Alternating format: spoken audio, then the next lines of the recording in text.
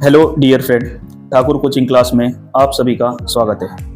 Dear friend, आज हम Maharashtra state board class 6 subject history का चैप्टर नंबर 4 का लेक्चर नंबर आज हम 5th अटेंड करने जा रहे हैं। इस पर्टिकुलर लेक्चर में फ्रेंड हम जो पॉइंट नंबर चैप्टर का पॉइंट नंबर देखिए फ्रेंड 4.3 के जो हमसे कुछ जो कंसेप्ट छूट गए थे या मिसिंग हो गए थे उसको आज के लेक्चर में या आज की लेक्चर सीरीज में हम कवर करेंगे।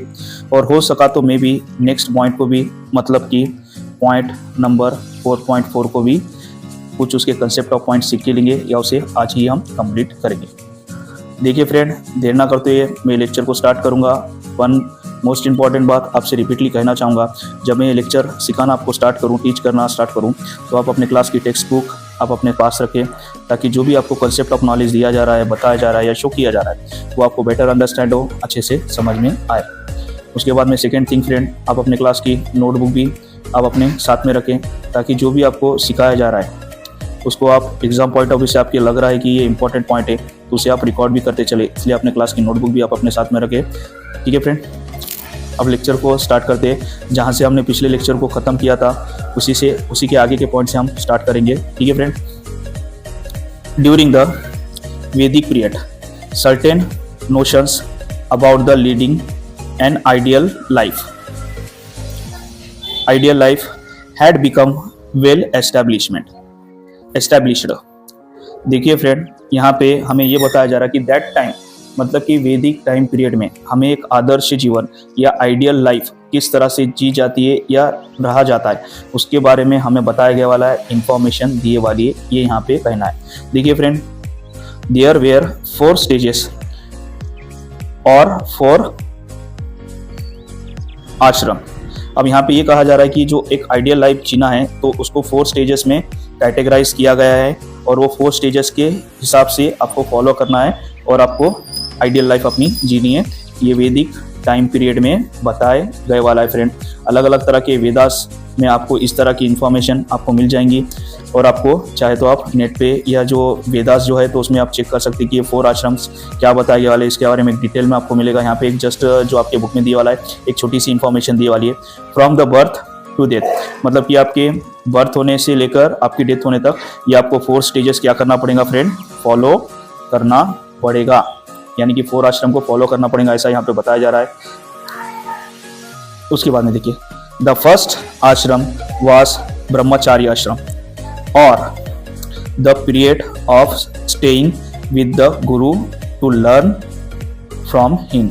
अब देखिए फ्रेंड, यहाँ पे कहा जा रहा है ब्रह्मचार्य आश्रम, इसकी इंपॉर्टेंट समझते फ्रेंड। अब ये जो ब्रह्मचार्य आश्रम है, फर्स्ट स्टेज का जो स्टेज कहा गया है, आपके बर्थ से लेकर कुछ साल बाद में ये आश्रम शुरू होता है या स्टार्ट होता है। अब ये देखिए, ब्रह्मचार्य आश्रम में आपको करना क्या है, आपके जो टीचर्स है उनके पास आपको जाना है, उनसे जो अच्छे अच्छे नॉलेज की जो बातें है इन्वायरमेंट से रिलेटेड, जो स्पिरिचुअलिटी से रिलेटेड या आपके जो डेली रूटीन लाइफ में जो नॉलेज ऑफ कंसेप्ट आपको काम में आ रहा है वो आपके टीचर्स के पास बैठ के आपको सीखना है, लर्न करके लेना है। इसको है कि नहीं ब्रह्मचार्य आश्रम कहा जाता है फ्रेंड। और इन शॉर्टली हम कहेंगे कि ये क्या है, हमारे जो सिंपल भाषा में जनरली कहे तो एक लर्निंग एज कहा जाता है, जिसको कि हम देखते हैं ना जनरली हमारी एक जो लर्निंग एज होती है तो कम से कम एक कोई भी क्या करेगा जनरली 10 to 12 तक अपना एजुकेशन पूरा ही करेगा और मस्ट है इतना तो एजुकेशन आपको जनरल गुड मैन बनाने के लिए जरूरी है। और आगे भी तो एजुकेशन के इंपॉर्टेंट बढ़ते ही रहते हैं, जैसा आपका स्किल बढ़ी नॉलेज बढ़ाने का तो अभी भी आप ले सकते हैं, पर मोस्ट इंपॉर्टेंट कहा जाता है कि इन्वायरमेंट में आपके सराउंडिंग आप देखते हो कि प्राइमरी एजुकेशन कम से कम 10 to 12 आपका एजुकेशन होना ही चाहिए। तो यहाँ पे ये कहेंगे हम ये जो एज है ये ब्रह्मचार्य आश्रम को दर्शाती है, इंडिकेट करती है। और मॉडर्न टाइम में इसको हम कहेंगे प्राइमरी एजुकेशन को लेना हर एक व्यक्ति के लिए वहाँ पे जरूरी बताया गया है, जो अपने कुछ साल एज के होने के बाद में जो गुरु के पास बैठ के या एक जो गुरु जो रहते थे दैट टाइम एक आश्रम में रहते थे, उनके आश्रम में जाके टीचिंग अलग अलग तरह के स्किल और अलग अलग तरह के नॉलेज उनसे सीख के लेना या लर्न करके लेना एक इंपॉर्टेंट यहाँ पे बताया गया है फर्स्ट स्टेज का जो ब्रह्मचार्य आश्रम है। इसमें आगे बढ़ते हैं। देखिए friend, the next stage after the successful completions of the brahmacharya ashram was grihastha ashram.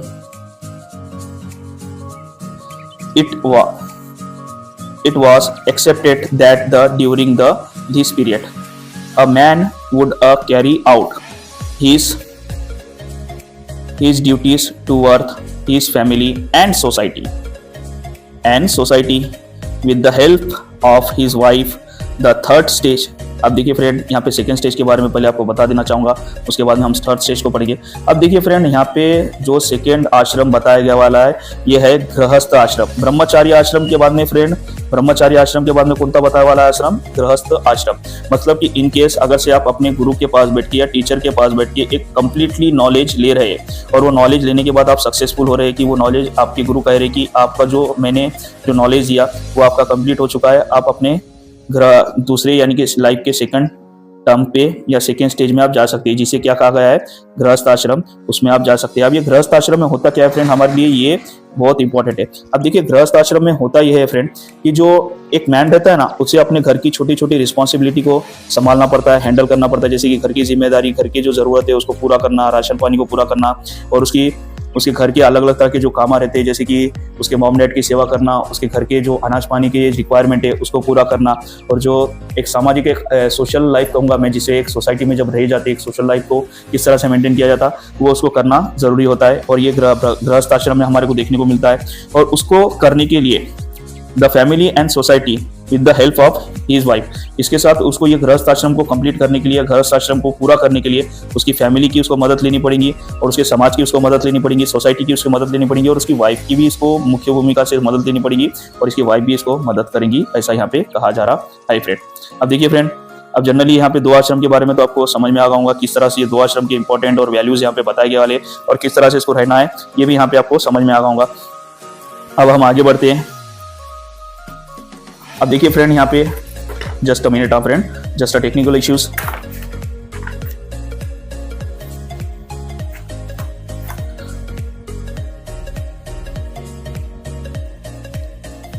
The third stage was a Vanprasth ashram when man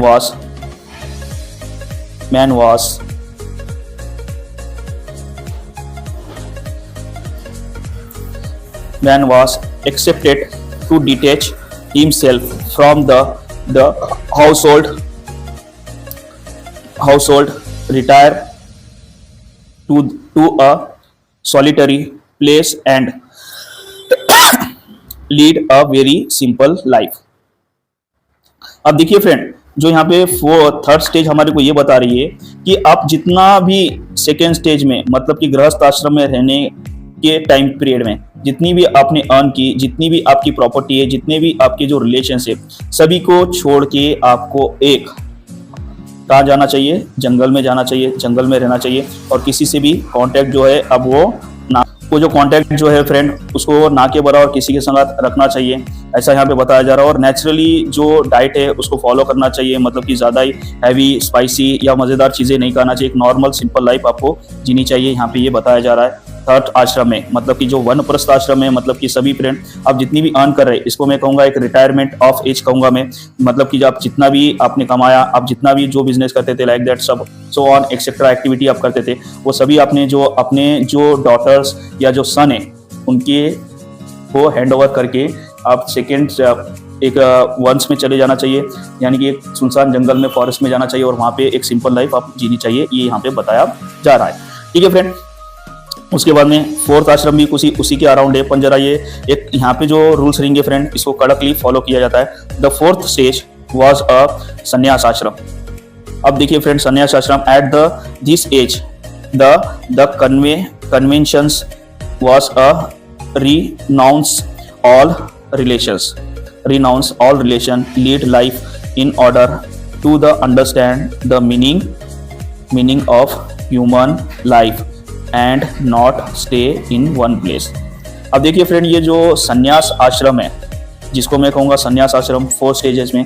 आप देखिए वानप्रस्थ आश्रम में आपको थोड़ा तो भी यहाँ पे कहूँगा फैमिली से आप मिल सकते हैं, बात कर सकते हैं, आपके जो डॉटर्स है, सन है, उनसे आप कांटेक्ट में रह सकते हैं। पर यहाँ पे 4th स्टेज का जब आ जाएगा, मतलब कि 4th स्टेज का जो संन्यास आश्रम कहा जाता है, ये स्टेज में जब आने के बाद में आपको खास करके संन्यास आश्रम में आपके किसी भी फैमिली मेंबर से आपको मिलने की अलाउड नहीं रहेगा। आपको उनको छोड़ना पड़ेगा, उनसे कोई रिलेशन नहीं रखना पड़ेगा, कॉन्टैक्ट नहीं रखना पड़ेगा, और जंगल में जाके आपकी लाइफ का मतलब कि ह्यूमन लाइफ का मतलब क्या है, इंपॉर्टेंट क्या है, उसको आपको खोजना पड़ेगा। और कभी भी याद रखिए, यहाँ पे ये बताया जा रहा है कि एक प्लेस पे या एक जगह पे ज्यादा टाइम तक या ज्यादा समय तक आपको रुकना नहीं है। और इसी को ही क्या कहा गया है, संन्यास आश्रम कहा गया है। मतलब कि जितने भी फ्रेंड यहाँ पे आप कहेंगे कि एक इन शॉर्टली हम कह सकते हैं कि हिंदू माइथोलॉजी के हिसाब से जितने भी मोह वगैरह है, ये सभी को त्याग करके एक संन्यास आश्रम में चले जाना चाहिए। और अलग अलग तरह के जो धर्म ग्रंथ है या तो नॉलेज ऑफ लाइफ है, इंपॉर्टेंट हमारी लाइफ के जो बताए वाले बातें, उसको यहाँ पे सीख के समझ के लेना चाहिए। ये यहाँ पे बताए गए वाले, ठीक है फ्रेंड। अब देखिए यहाँ पे आगे बढ़ रहा हूं मैं। अब अपना पॉइंट नंबर 4.4 हम कवर करेंगे। इसके जो हो सके जितने पॉइंट हम कवर करेंगे या कंप्लीट भी करने की इसको कोशिश करेंगे। पॉइंट 4.4 आज का जो है हमारा, देखिए 4.4 रिलीजियस आइडियज। अब देखिए वहाँ पे धर्म कल्पना जिसको कह सकते हैं हम, या धार्मिक कल्पना जिसको कह सकते हैं, वो किस तरह से फॉलोअप की जाती थी या किस तरह की थी, इसको हम यहाँ पे समझ के लेने वाले रिलीजियस आइडियज में। देखिए फ्रेंड, आपके सामने मैं रीड करना चालू कर रहा हूँ, बुक आप अपने पास रखिए। In the religious ideas of the Vedic period, force of nature such as a sun, wind, rain, lightning, storm, and river were given the form of deities। मतलब कि that time हम कह सकते हैं ना फ्रेंड, देखिए फ्रेंड, दैट टाइम हम कह सकते हैं कि जो वैदिक पीरियड में या वैदिक टाइम पीरियड में जो नेचुरल पावर्स दी गए थे, जैसे like that wind, rain, lighting, storms, reverse, मतलब कि हवा, पानी, बिजली, तूफान, नदी, ये सभी को नेचुरल पावर और एक गॉड की तरह पूजा जाता था या देवता माना जाता था। मतलब कि ये जो नेचुरल पावर थे फ्रेंड, इनको दैट टाइम एक देवता की तरह पूजा जाता था या देवता की तरह इनकी पूजनीय पूजा भी की जाती थी, ऐसा यहाँ पे कहा जा रहा है या बताया जा रहा है। The Vedic composition pray them to become life giving a force. The Vedic people put a offering into the yajna fire in place them. और इन्हीं को देखिए फ्रेंड, इनको बार बार जो नेचुरल पावर्स है या नेचुरल डीटीज जो है, जो हमने ऊपर पढ़ी, इनको ये कि नहीं खुश रखने के लिए या इनको गिवन अ फोर्सेस, मतलब कि ये नेचर में हमारे को ताकत दे और ये हमारे को अच्छा हैप्पीली रखे, इसके लिए अलग अलग तरह के यज्ञास भी इनको प्रसन्न करने के लिए किए जाते थे या फायर्स किया जाता था। यज्ञ में आग अग्नि प्रज्वलित की जाती थी। दिस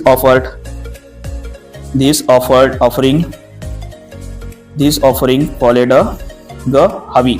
मतलब कि ये जो किया जाता था ना फ्रेंड, इनको प्रसन्न करने के लिए या हैप्पी करने के लिए जो नेचर्स ऑफ गॉड रहते थे, इनको जो नेचुरल पावर्स रहते थे, इनको प्रसन्न करने के लिए अग्नि में या जो फायर रहता था ना, उसमें अलग अलग तरह के आहुति डाले जाते थे, जिसे हवी कहा जा रहा है, यहाँ पे हवी बोला जा रहा है, उसे आहुति डाले जाते थे और उन्हें प्रसन्न किया जाता था यज्ञ में। यज्ञ is the act of offering हवी इनटू फायर। और यहाँ पे ये योजना में जब यज्ञ किए जाते थे तो इसमें हवी ऑफरिंग का मतलब कि फायर में डाले जाते थे। Initially the yajna rites where simple. देखा जाए तो दैट टाइम जो यज्ञास किए जाते थे वो बहुत ही एक सिंपल तरीके से किए जाते थे या ऑफरिंग की जाते थे या एक्ट किए जाते थे, ऐसा यहाँ पे कहना है। Initially the yajna rites were the simple letter on the simple थे वो टाइम पे। देखा जाए तो कोई भी कर सकता था, एक नॉर्मल इंसान भी जो नॉलेजेबल है, जिसको वेद वगैरह का थोड़ा बहुत स्पेशली नॉलेज है, उन्हें भी जो आम इंसान है वो भी यज्ञास कर सकता था और हवी या आहुति अपने यज्ञास में दे सकता था, अलग अलग नेचर पावर को हैप्पी करने के लिए यहाँ पे ये बताया जा रहा है। Letter on the rules of यज्ञ बिकम अ हार्डर। और उसके बाद में समय के बाद में हम देख सकते हैं कि जो यज्ञ के रूल्स है वो क्या होने लगे, कठिन होने लगे या हार्डर होने लगे, ऐसा यहाँ पे बताया जा रहा है या कहा जा रहा है friend. And harder the importance of priest went increasing. और देखिए जैसे कि फ्रेंड यजनास के जो रूल्स एंड रेगुलेशन थे वो हार्डर जैसे होने लगे, कठिन होने लगे। अब स्पेशली एक ये जो यजनास करने का जो राइट्स है या जो पावर है, एक है कि नहीं, एक स्पेशल ग्रुप के पास या एक स्पेशल कैटेगरी के पास जाने लगा। और जिसका नाम है, जिसको कहा जाता है प्रीट्स कहा जाता है या राजपुरोहित कहा जाता है, ब्राह्मण कहा जाता है, इनके पास ये राइट्स आने लगा। और उनके अलावा फिर आगे आप ऐसा देखने को मिलेगा आपको कि यजनास कोई कर नहीं रहा है, यजनास फिर करने के लिए सिर्फ प्रीट्स को बुलाया जा रहा है और यजना उनके ही थ्रू करके लिए जा रहे हैं।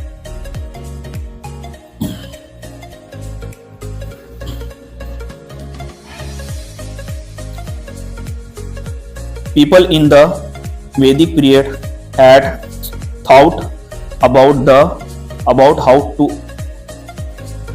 how the natural phenomena occur। अब देखिए फ्रेंड, इनको सभी को, ये जो जितने भी पीपल्स है वैदिक टाइम पीरियड के, इनको एक ही नहीं, जो नेचुरल फिनोमिनास जो होते थे, मतलब कि जो अलग अलग तरह के जो सीजन्स रहते थे हमारे ऑल ओवर ईयर में, वो किस तरह से आते थे, इनको नॉलेज था और इनको पता भी था, ऐसा कहा जाता है फ्रेंड। अब देखिए यहाँ पे मैं आगे बढ़ रहा हूँ। Summer is followed by the rainy season. अब देखिए इनको ये पता था, दैट पीपल जो थे हमारे टाइम पे, सभी को पता था कि समर्स के बाद में, समर्स के आफ्टर के बाद में कौन सा आने वाला है, रेनी सीजन आने वाला है, ये इनको पता था। और अच्छे से इनको पता था रेनी सीजन कौन सी एरियाज में ऑल ओवर हमारे इंडियन कॉन्टिनेंट में कितना रहने वाला है, किस तरह से रहने वाला है, ये इनको कैटेगराइजेशन इन्होंने किए थे। Rainy season and the rainy season by winter season.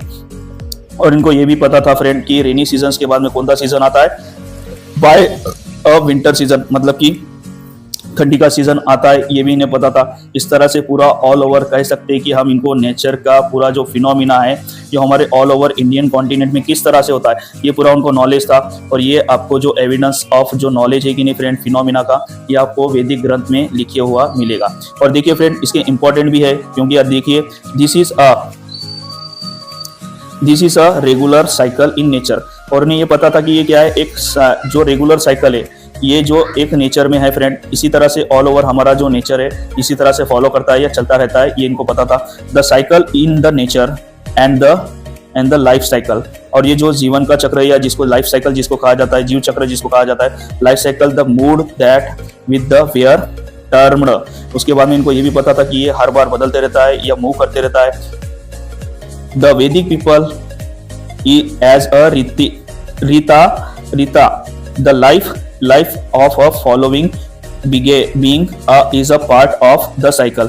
और कुछ इसमें जो साइकिल्स रहते थे ना फ्रेंड, जैसे कि आप देख रहे हैं ना, रेनी सीजन के बाद में क्या आ रहा है, विंटर सीजन आ रहा है, विंटर सीजन के आफ्टर दैट क्या आ रहा है, विंटर सीजन के आफ्टर दैट क्या आ रहा है, यहाँ पे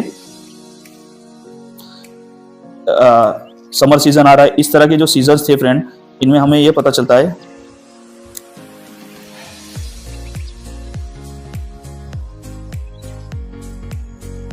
just a technical issues friend, 1 minute.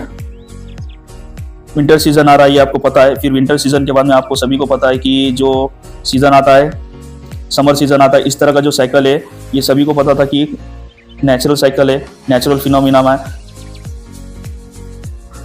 और दैट टाइम पीपल्स रीतास, यानी कि देखिए फ्रेंड, जो अलग अलग तरह के सीजन में ना अलग अलग तरह के गाने भी गाते थे ऋतु के, और उनको जो नेचर से उसको जो सीजन रहता था उसमें उसको वो गाने गाए जाते थे, उनको प्ले किया जाता था या सिंगिंग की जाती थी। इसी को रीता कहा जाता है फ्रेंड। ये वैदिक टाइम पीरियड की हमारी एक खासियत थी, स्पेशलिटी थी, ये यहाँ पे ये बताई जा रही है फ्रेंड। उसके बाद में देखिए the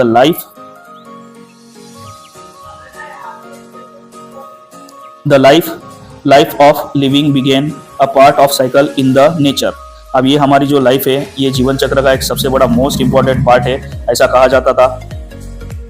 disturbance in the cycle of nature lead a calamities. अब देखिए, अगर से ये जो लाइफ साइकिल है ये अगर से डिस्टर्ब हो या इसमें अगर से बदल आए तो ये क्लाइमेटीज का इफेक्ट कहा जाएगा, ये क्लाइमेट इफेक्ट कहा जाता है, ये भी यहाँ पे बताया जा रहा है। एवरीवन शुड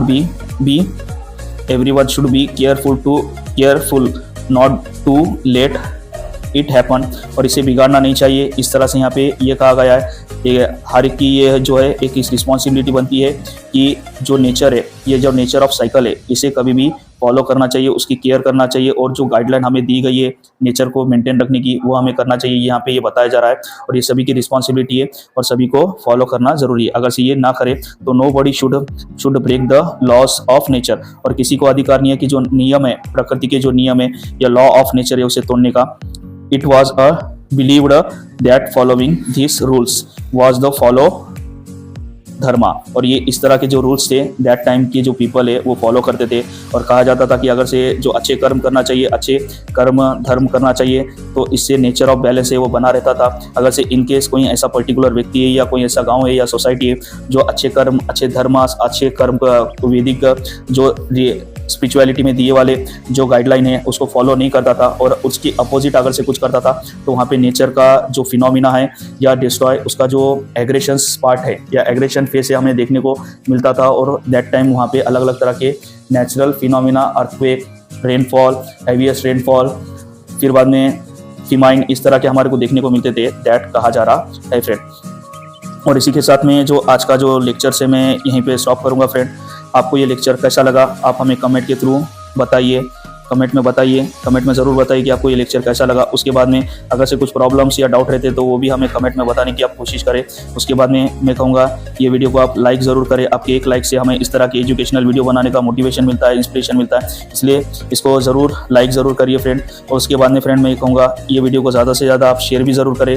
उन बच्चों तक, उन स्टूडेंट तक आपको ये वीडियो को शेयर करना है जिनको एजुकेशन की बहुत ही ज़रूरत है, जो फाइनेंशियल कंडीशन या फाइनेंशियल प्रॉब्लम की वजह से हायर एजुकेशन या हायर इंस्टीट्यूट में कोचिंग अफोर्ड नहीं करते, उन स्टूडेंट तक आप ये वीडियो ज़रूर शेयर करें।